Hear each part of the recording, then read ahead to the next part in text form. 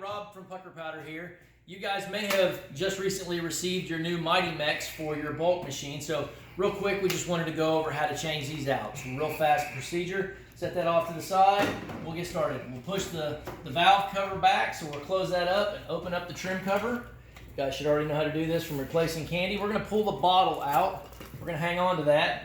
We're going to throw this over our right hand shoulder here, and we're just going to do a spin and twist to the left to get that mech out. So there's our mech. We're going to empty that candy into our bulk bottle that we removed so we don't waste any of our candy.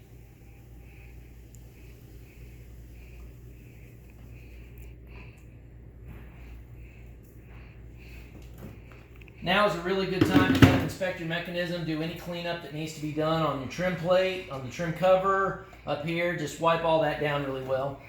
Your new mech is going to come with a little blue tape. You're just going to remove that. You're going to kind of run that in here and find this little spot on the bottom. There's a little hole for your little ball here. So we'll get that up in there. We'll feel for that with our finger.